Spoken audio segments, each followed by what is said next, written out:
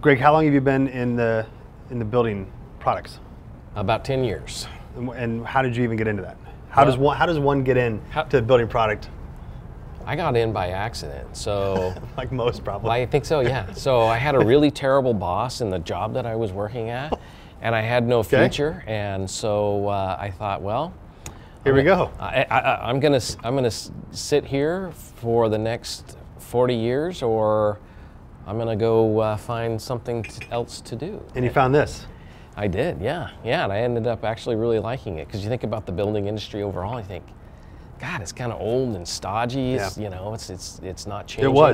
It was. Well, actually, I was in a high-tech industry before coming into the building industry, and the plan was to take this job for a couple of years, and the next thing you know, it's like, holy crap! I've learned a lot. It's fun. There's great people. And you just stuck in it. I did. Do we have a labor problem, a skills problem, or is this kind of blown out of proportion, do you think? I think we have a serious problem in reality. If you look out there in the industry and you talk to the other professionals, you talk to remodelers, one of the #1 things in their mind that they bring up is lack of skilled labor. They don't have the history, they don't have all the ins and outs of the industry.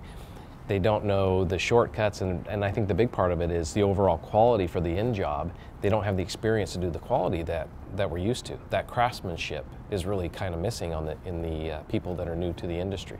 And this is market-wide, nationwide, doesn't matter, age gaps, demographics, overall, people just aren't getting it done.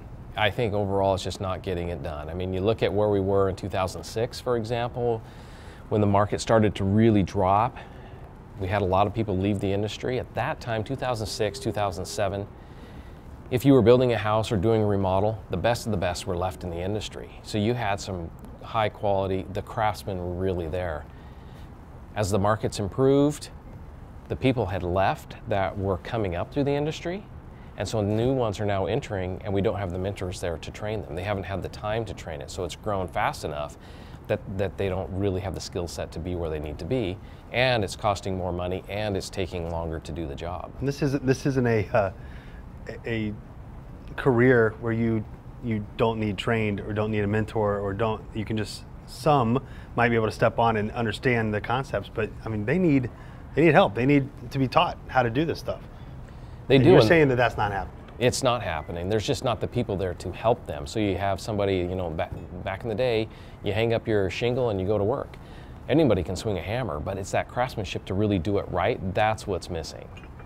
And with the products now, you're probably having more installation and more difficult installations for some of the product lines and homes than ever before because of new designs and the new trends that are happening in the market space, and homeowners needing stuff that they're seeing on HGTV or Houzz or Pinterest, right? They've got very specific ideas.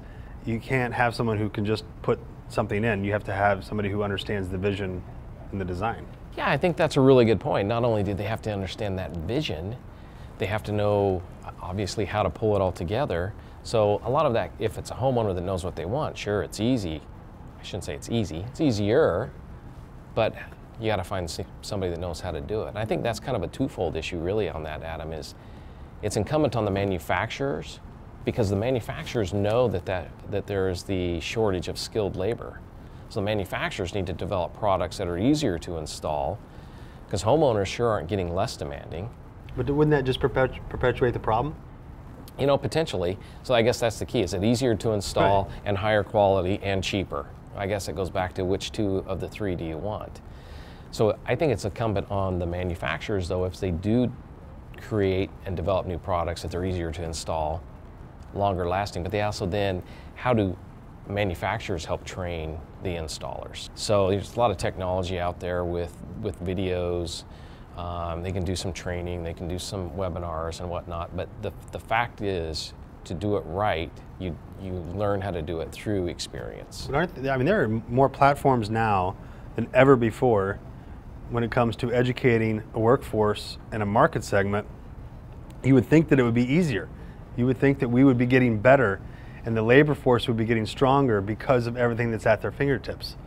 But you're saying, and most people are saying, that almost overnight this has become catastrophic for our industry. I think it has, and keep in mind, it's not like people were standing on the sidelines waiting for a job. So you have people that were in the industry that have left the industry and they're not coming back.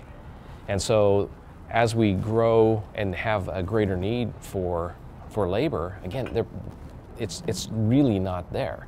So you have to entice people to come in here. They have to get paid enough that they're willing to switch jobs that they have. And on top of that, be able to not just switch, but actually be able to do it. There are some that are laborers now that can literally pick their jobs, can pick when they work, and pick their pay because of their ability to do welding, for instance. I mean, to find that is finding gold, and they know it. And some take advantage of it, but most of them know that, look, I can work when I want, and I can pick the jobs that I want, and get paid what I want to get paid because I'm so good at this. And that doesn't happen very often. There's not a lot of jobs where and market segments where that's the case. No, it isn't. And so I think that's a tremendous opportunity for somebody that does want to get into that and understand exactly what you're saying. You have increased flexibility, you have the opportunity to own your own business, to be your own boss, to have those workable hours. It doesn't mean it's not a lot of work, because we both know how physically demanded these types Sure. of positions are, but the opportunity right now to get started is tremendous.